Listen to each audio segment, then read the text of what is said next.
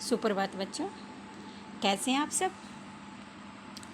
हम हिंदी साहित्य के अंतर्गत हिंदी साहित्य में एक प्रमुख काव्यधारा संत काव्यधारा का अध्ययन कर चुके हैं। इस प्रश्न का कुछ भाग हमने कल की वीडियो के माध्यम से कर लिया है और शेष भाग हम आज करेंगे।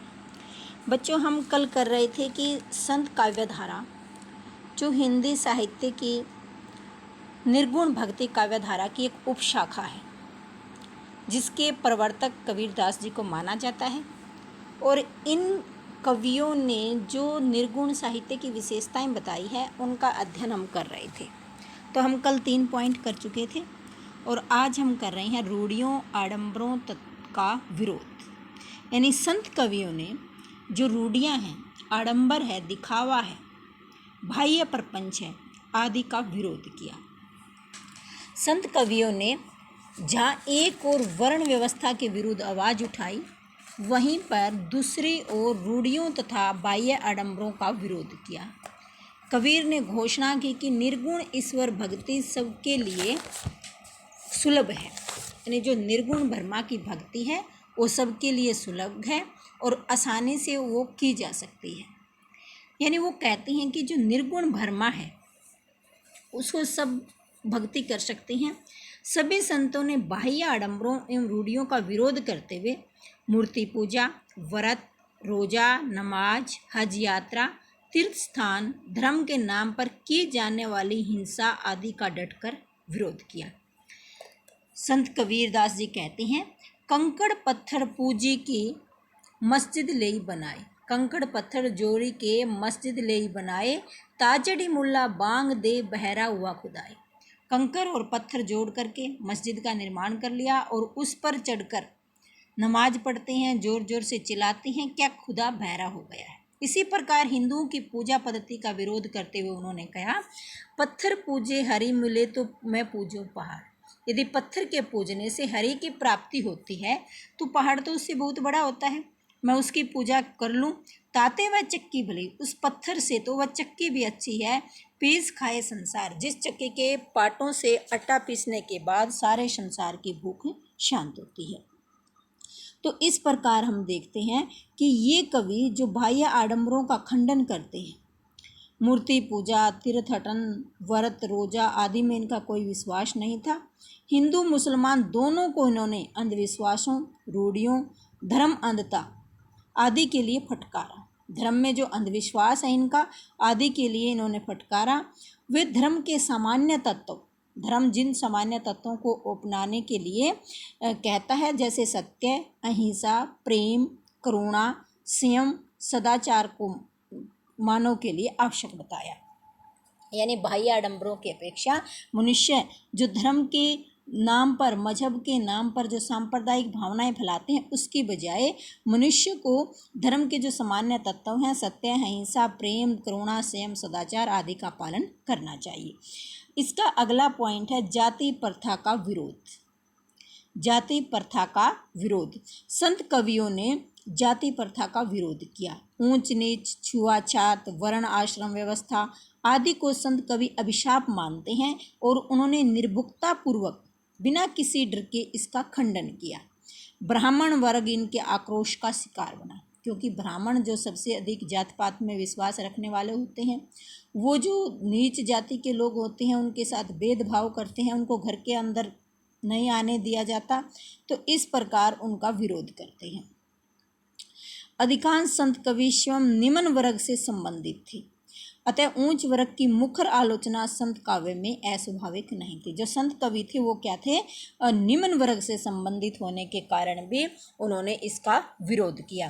प्राय सभी संत कवियों ने हिंदू मुसलमानों में एकता स्थापित करने के लिए भी जाति प्रथा तथा भेदभाव का विरोध किया। भेदभाव का विरोध किया।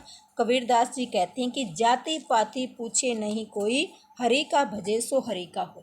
यानी जाति पाति के आधार पर कोई नहीं हो, कोई बड़ा या छोटा नहीं होता। जो हरि का भजता है, हरि का नाम जपता है, हरि का स्मरण करता है, वही हरि का होता है। अगला पॉइंट है माया के प्रति सावधानता, यानी माया का विरोध। संत कवियों ने कबीरदास आदि संत कवियों ने माया को जीवित आत्मा परमात्मा के मिलन में बाधक माना है। इनका मानना है कि जो जीवित आत्मा है वह परमात्मा से क्यों नहीं मिल पा रही, क्योंकि लिए इसके रास्ते में कौन बाधा है? माया। माया ने सभी को लूटा है। देवी देवता, ऋषि मुनि, साधु संत, अमीर गरीब, कोई भी इसके जाल से बच नहीं पाया। यानी देवी देवताओं से लेकर साधारण मनुष्य की तो हस्ती ही क्या है। देवी देवता, ऋषि मुनि भी माया के प्रपंच से बच नहीं पाए। केवल गुरु के ज्ञान से ही हम इससे बच सकते हैं। केवल गुरु ही हमें एक ऐसा रास्ता दिखा सकता है जिससे हम माया से बचकर परमात्मा से हमारा मिलन हो सकता है। इन कवियों ने मानव को चेतावनी दी कि वह माया के प्रति सावधान रहे, माया का विरोध करें, उसके जाल में न फंसे। वे माया को ईश्वर प्राप्ति में बाधक मानते हुए कहते हैं कि ब्रह्मा, विष्णु और महेश भी माया के शिकार बन जाते हैं। माया महाठगनी हम जानी। हम जानते हैं कि माया क्या है? महाठगनी है। माया सबसे बड़ी ठगनी है। त्रिगुण फांस लिए कर डोले, बोले मधुर वाणी। उसने तीनों गुणों को फांस लिया है और बोले मधुर वाणी और मीठी वाणी बोलती है। इसलिए कबीरदास जी कहते हैं, माया दीपक नर पतंग भरमी भरमी इवे पड़ंत। माया एक दीपक के समान है और मनुष्य क्या है? एक पतंगे के समान है जो भ्रमवश माया की ओर भागता है। हम भौतिक संसार के ऐश्वर्य सुख सुविधाओं के पीछे भागते रहते हैं। इसलिए कबीरदास जी ने माया की तुलना किससे की है? दीपक से। माया दीपक नर पतंग भरमी भरमी इवे पड़ंत। यानी भ्रम के वश लोग माया के प्रभाव में फंस जाते हैं और उसके प्रभाव में फंसकर भ्रम। इस प्रकार हम देखते हैं कि संत कवियों ने माया का विरोध किया। इनकी अगली विशेषता है रहस्य अनुभूति। रहस्य संत कवियों की एक विशेष प्रवृत्ति है, एक विशेषता है। रहस्य क्या होता है? जो वस्तु जिसके प्रति हमारे मन में जिज्ञासा बनी रहती है, जिसके बारे में जानने की हमारी इच्छा रहती है और हम उसके भेद को नहीं जान पाते, वो क्या होता है? रहस्य। इस पर शंकर के अद्वैतवाद का प्रभाव देखा जा सकता है, क्योंकि हमने पहले ही आपको बताया था कि संत काव्य का दार्शनिक आधार क्या है? शंकराचार्य का अद्वैतवाद। यानी भगवान और जीव जो है अलग नहीं है। अद्वैत दोनों अलग अलग नहीं है बल्कि एक ही है। तो हम देखते हैं कि संतों का दार्शनिक आधार जो है वो शंकराचार्य का अद्वैतवाद है। उनके काव्य के कुछ सतलों पर उन्होंने अपनी कविताओं में कई जगहों पर सूफियों की प्रेम साधना तथा सिद्धों और नाथों की योग साधना का प्रभाव देखा है। कबीर ने प्रतीकों के माध्यम से योगात्मक रहस्यवाद की अभिव्यक्ति की है। कबीर कहते हैं कि जो प्रतीक हैं, ऐसे अनेक प्रतीक, ऐसे उन्हें उदाहरण दिए हैं जिससे हमें रहस्यवाद को बारे में समझाया है। संत काव्य में परमात्मा के प्रति जिज्ञासा भावना, परमात्मा के स्वरूप के बारे में जानना, जिज्ञासा भावना बहुत अधिक है। खरी खोटी सुनाने वाले संत अलौकिक प्रेम क्षेत्र में पहुँचते ही मृदुल एवं कोमल हो जाते हैं। संतों का रहस्यवाद जिसमें बताया गया है, जल में कुंभ, कुंभ में जल है, भीतर भार पानी। जल में कुंभ, जिस प्रकार घड़े में पानी होता है, जल में जैसे समुद्र में घड़ा है, जल में कुंभ और कुंभ में जल और घड़े के अंदर पानी होता है, भीतर भार पानी। हम देखते हैं कि घड़े के भीतर भी पानी है और बाहर भी पानी है। फूटा कुंभ जल जल ही समाना। जैसे ही वह घड़ा फूट जाता है तो वह जल समुद्र के पानी में समा जाता है। यह तत्व को ज्ञानी, यह कौन कहते हैं? ज्ञानी लोग कहते हैं। उसी प्रकार मनुष्य इस संसार में जन्म लेता है। मनुष्य की उत्पत्ति किससे होती है? परमात्मा से होती है। उसके अंदर परमात्मा का वास होता है, उसकी आत्मा में परमात्मा का वास होता है और यह शरीर उस घड़े के समान है जो समुद्र के घड़े के समान माना गया है। शरीर को जैसे ही यह नश्वर शरीर नष्ट हो जाता है, समाप्त हो जाता है, तो हमारी आत्मा कुंभ के जल की भांति, घड़े के पानी की भांति, जिस प्रकार घड़े का पानी समुद्र में मिल जाता है, हमारी आत्मा भी परमात्मा में जाकर मिल जाती है। तो इस प्रकार इन कवियों ने रहस्यवाद के बारे में बताया कि दाम्पत्य प्रतीकों के माध्यम से इन्होंने निर्गुण ब्रह्मा के साथ माधुर्य भाव की भक्ति का समावेश करते हुए भावात्मक रहस्यवाद का विधान किया।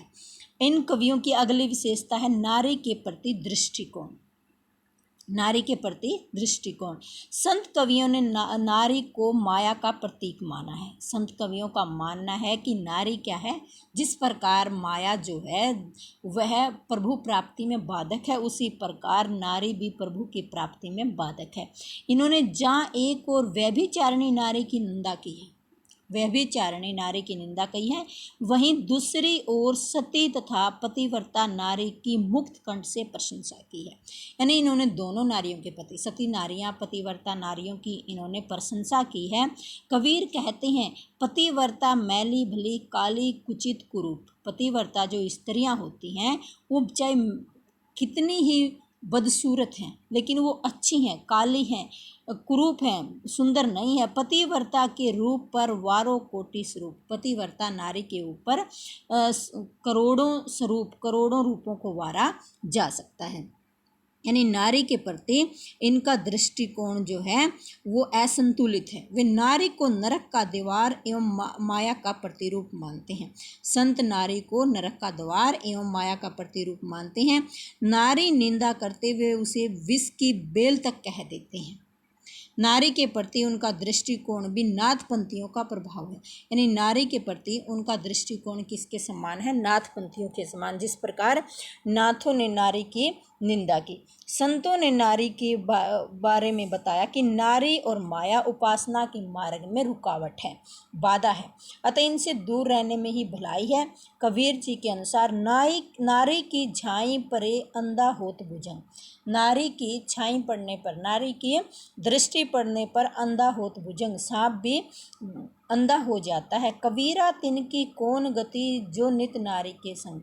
कबीरदास जी कहते हैं कि जो लोग प्रतिदिन नारी के साथ रहते हैं, व्यभिचारिणी नारी के साथ रहते हैं, तो उनकी क्या दशा होगी। इस प्रकार इन कवियों ने नारी का विरोध किया है। संत कवियों ने नारी का विरोध किया है और पतिव्रता नारी की इन्होंने प्रशंसा की है। इन कवियों की अगली विशेषता है जो श्रृंगार वर्णन एवं विरह भावना। इनके काव्य की अगली विशेषता है श्रृंगार वर्णन एवं विरह भावना। लगभग सारे संत काव्य में श्रृंगार के संयोग और वियोग दोनों पक्षों का सुंदर चित्रण किया गया है। श्रृंगार के संयोग और वियोग दोनों पक्षों का सुंदर चित्रण हुआ है। कबीर जैसे अक्खड़ संत भी श्रृंगार के कुछ स्थानों पर मीरा की भांति विरह ज्वाला में जलने लग जाते हैं। यानी कबीर जो है संत कवि हैं, फक्कड़ कवि हैं, अक्खड़ कवि हैं और सिर से पैर तक मस्त मौला है। वो भी श्रृंगार के कुछ पलों में, श्रृंगार के कुछ पक्षों में विरह भावना में जलने लग सकते हैं। आई न सकूँ तुझ पे सकूँ न तुझे बुलाई। वे कहते हैं परमात्मा के बारे में कि ना तो मैं तेरे पास आ सकता हूँ और ना ही मैं तुझे बुला सकता हूँ। आई न सकूँ तुझ पे सकूँ न तुझे बुलाई, जियरा यूं ही लेओगे विरह तपाई तपाई। मुझे लगता है कि मेरी जीवन लीला ऐसे ही आपकी विरह वेदना में तड़पते तड़पते समाप्त हो जाएगी। जियरा यूं ही लेओगे विरह तपाई तपाई। संत काव्य के श्रृंगार वर्ण में कृत्रिमता नहीं है, बल्कि इनका श्रृंगार वर्णन क्या है? स्वाभाविक है। संत काव्य का श्रृंगार वर्णन स्वाभाविक है। अपनी अटपटी वाणी में उन्होंने रस की अजस्त्र धारा बहाई है। रस की ऐसी धारा का प्रवाह किया है जो कभी समाप्त न होने वाली है। संत काव्य के श्रृंगार वर्णन में कहीं भी बनावटीपन नहीं है। अगली इनकी विशेषता है लोक संग्रह की भावना। लोक संग्रह की भावना। संत काव्य में व्यक्तिकता कम है। व्यक्तिकता क्या होती है बेटे? जो मैं कुछ नए पॉइंट आपको बताने जा रही हूँ, आप उन पॉइंटों को नोट करते जाना। जैसे श्रृंगार वर्णन एवं विरह वर्णन, ये पॉइंट आप नोट करोगे, आपकी पाठ्य पुस्तक में नहीं है। लोक संग्रह की भावना, ये पॉइंट भी आप नोट कर लेना। लोक संग्रह की भावना। संत काव्य में व्यक्तिकता कम है। व्यक्तिकता मतलब खुद के जीवन का वर्णन इन्होंने कम किया है। अपने जीवन के बारे में इन लोगों ने बहुत कम बताया है और सामाजिकता अधिक है। समाज का वर्णन अधिक किया है, क्योंकि संत कवि क्या है? लोकोपकारक है। लोक मंगल की भावना से परिपूर्ण है। संसार, समाज सुधार एवं समाज कल्याण इनका प्रमुख उद्देश्य है। इसलिए इन्होंने स्वयं के जीवन के बारे में कुछ नहीं लिखा। संत काव्य में व्यक्तिगता कम होने के कारण और सामाजिकता अधिक है, क्योंकि लगभग सभी संत पारिवारिक जीवन व्यतीत करने वाले गृहस्थी थे। इन्होंने जो पारिवारिक जीवन व्यतीत करने वाले लोग होते हैं वो समाज के अंदर रहते हैं, तो ये सभी जो पारिवारिक जीवन व्यतीत करने वाले गृहस्थ थे, उन्होंने जीवन का पूरा अनुभव था, जीवन के बारे में पूरा अनुभव था। उन्होंने समाज को ध्यान में रखकर आत्मा शुद्धि पर बल दिया। संत कवियों ने समाज को ध्यान में रखकर अपनी आत्मा शुद्धि पर बल दिया। वे जहाँ एक और संत और कवि हैं, दूसरी ओर क्या थे, समाज सुधारक भी थे। समाज सुधार की भावना इनमें भरी हुई थी। इनका प्रमुख उद्देश्य समाज के जो बाह्य आडंबर, रूढ़ियाँ आदि हैं, उन सबको समाप्त करना था। मूर्ति पूजा का विरोध करना है। तो ये समाज में क्या करना चाहते थे, सुधार लाना चाहते थे, लोगों की जीवन शैली को सुधारना चाहते थे, लोगों के कष्टों और मुसीबतों को दूर करना चाहते थे।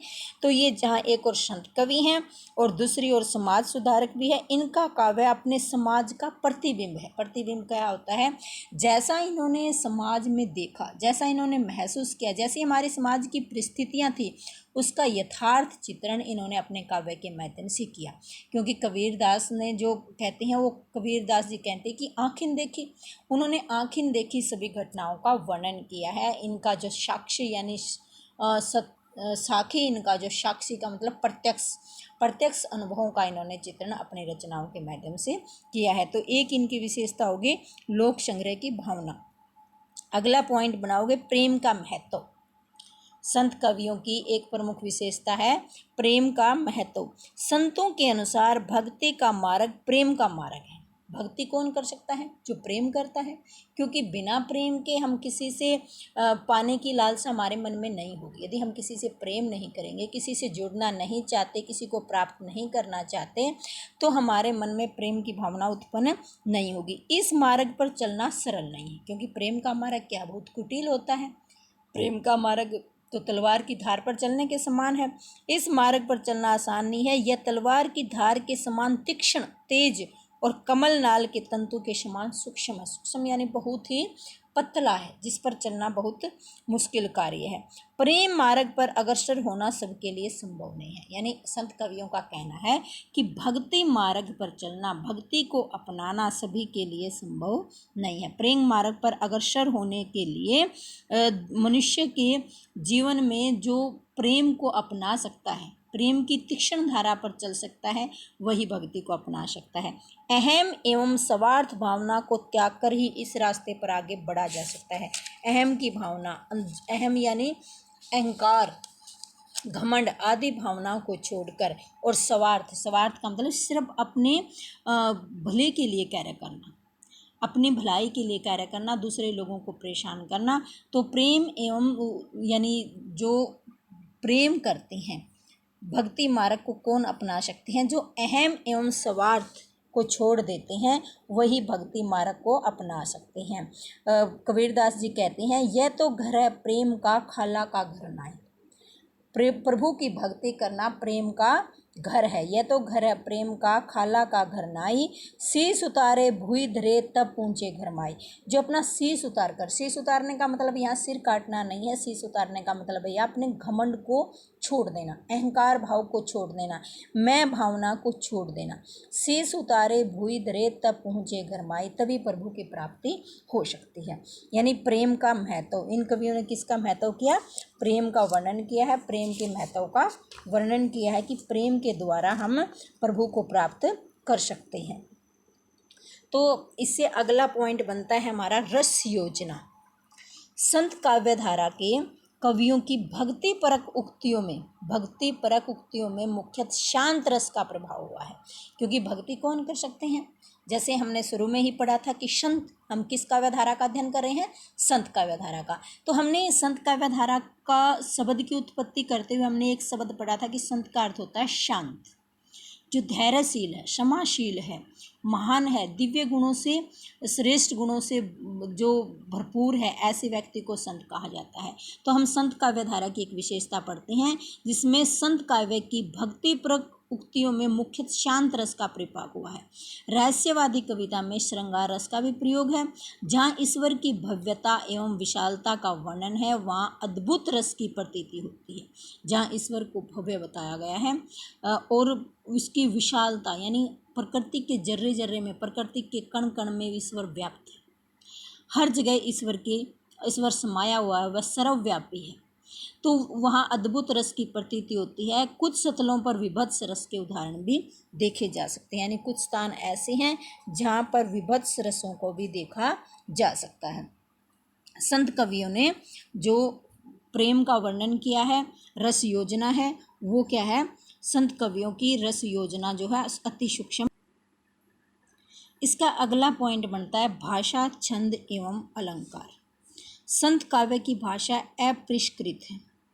साहित्यिक भाषा के स्थान पर बोलचाल की भाषा का प्रयोग वे अपने वाक्य में करते हैं। संत कवियों ने साहित्यिक भाषा, किसी एक विशेष भाषा की अपेक्षा बोलचाल की भाषा का प्रयोग अपने वाक्य में किया है।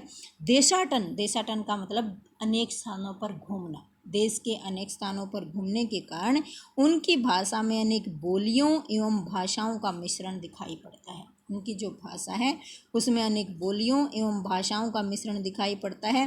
ब्रज, अवधी, खड़ी बोली, राजस्थानी, पंजाबी, फारसी आदि भाषा की मिले जुले रूप के कारण आचार्य रामचंद्र शुक्ल ने इनकी भाषा को सुदुकड़ी भाषा या पंचमेल खिचड़ी कहा। कबीरदास की भाषा कौन सी है? पंचमेल खिचड़ी या सुदुकड़ी। आचार्य रामचंद्र शुक्ल ने उनकी भाषा को सुदुकड़ी भाषा या पंचमेल खिचड़ी कहा है। अनगढ़ भाषा होने के कारण उनकी भाषा संप्रेषण में पूर्ण सफल है। अनगढ़ क्योंकि इन्होंने अनेक ऐसी भाषाओं का प्रयोग किया है। अनगढ़ भाषा होने के कारण इनकी भाषा जो है इनकी भाषा अनगढ़ भाषा है, यानी जो जन सामान्य शब्द लिए गए हैं पंचमेल खिचड़ी है और अनेक मिले जुले शब्दों के कारण इन्हें पंचमेल खिचड़ी कहा जाता है। उसकी शक्ति एवं सामर्थ्य के कारण, यानी कबीर की शक्ति एवं सामर्थ्य के कारण आचार्य हजारी प्रसाद द्विवेदी ने कबीर को वाणी का डिक्टेटर तक कह दिया। यानी इनकी भाषा को आचार्य रामचंद्र शुक्ल ने क्या कहा? सुदुकड़ी या पंचमेल खिचड़ी। कबीरदास की भाषा को आचार्य रामचंद्र शुक्ल ने कहा सुदुकड़ी या पंचमेल खिचड़ी। और आचार्य हजारी प्रसाद द्विवेदी ने कबीर की वाणी की प्रशंसा करते हुए, कबीर की भाषा की प्रशंसा करते हुए उसे वाणी का डिक्टेटर तक कह दिया। यानी बन गया तो सीधे सीधे, नहीं तो दरेरा देकर। यानी कबीरदास जी अपनी बात को जिस भाषा में कहलवाना चाहते थे वो कहलवा कर ही रहते थे। या तो वो सीधे साधे उसका अर्थ समझाते थे, नहीं फिर ज़बरदस्ती उस पर भाषा पर कबीरदास का ज़बरदस्त अधिकार होता था। कबीरदास का भाषा पर ज़बरदस्त अधिकार होता था। संतों की वाणी में संगीतात्मकता, ज्ञता, कोमलता, सूक्ष्मता आदि के गुण विद्यमान है। संतों की भाषा में सभी प्रकार के गुणों का वर्णन किया गया है। संत काव्य में अलंकारों का प्रयोग। अगला पॉइंट क्या बनता है? संत काव्य में अलंकारों का प्रयोग। संत काव्य में अलंकारों का प्रयोग चमत्कार प्रदर्शन के लिए न होकर भावों के उत्कर्ष के लिए हुआ है। जैसे आमतौर पर कवि अलंकारों का प्रयोग कहाँ करते हैं? जहाँ पर उन्हें अपनी वाणी को चमत्कार देना होता है। जैसे सुमित्रानंदन पद कहते हैं, वाणी मुझे चाहिए, वाणी तुझे चाहिए क्या चमत्कार। तो इन कवियों का अलंकारों का प्रयोग करने का उद्देश्य इनका चमत्कारों करने के लिए नहीं किया, बल्कि अपने भावों के उत्कर्ष के लिए, अपने भावों के विकास के लिए, अपनी भावनाओं को जन जन तक फैलाने के लिए इन्होंने अलंकारों का प्रयोग किया। वस्तुतः वे पिंगल शास्त्र की कै ख गै से भी परिचित नहीं थे, यानी वो अनपढ़ भी थे। कुछ संत कवि अनपढ़ भी थे, अतः काव्य में अलंकारों का समावेश करने की शक्ति एवं सामर्थ्य उनमें था ही नहीं। लेकिन इन्होंने अपनी जो उनकी भावनाएं थी, उनके जो विचार थे, उनके आधार पर इन्होंने उपमा, रूपक, उत्प्रेक्षा, विरोधाभास आदि अलंकारों का प्रयोग किया। तो अब हम देखते हैं संत कवियों का स्थान। हमारा अंतिम जो पॉइंट रहेगा बच्चों वो रहेगा भारतीय धर्म साधना में संत कवियों का स्थान। ये भी आप नोट करोगे। भारतीय धर्म साधना में संत कवियों का स्थान। संत काव्य का मूल्यांकन करते हुए यह कहा जा सकता है कि यह अकृत्रिम, सहज एवं अनुभूतिजन्य है। इसमें किसी प्रकार की बनावट नहीं है, सहज सरल स्वाभाविक भावनाएं हैं। और अनुभूतिजन्य का मतलब जो हम जैसा महसूस करते हैं, अनुभव और अनुभूति। अनुभव क्या होता है? जो फिजिकल वर्क होता है वो अनुभव में आ जाएगा। और जो हमें मानसिक प्रतीति होती है, मन से हम जैसा महसूस करते हैं, जैसा हमारे साथ हुआ है, जिनको वस्तुओं में से हम गुजरे हैं, जिनको हमने भोगा होता है अनुभूति, तो इनका जो काव्य है अनुभूति जन्य है। आचरण की शुद्धता पर बल देकर संत कवियों का प्रमुख स्थान क्या है? इन्होंने सबसे पहले आचरण की शुद्धता पर बल दिया, बाह्य आडंबरों का खंडन किया, समाज को एक नई दिशा दी। मनुष्यता की भावना को आगे बढ़ाने के लिए इन्होंने जनता में आत्म चेतना की भावना को जगाया। समाज के प्रति इनका दृष्टिकोण क्या था? प्रगतिशील एवं क्रांतिकारी।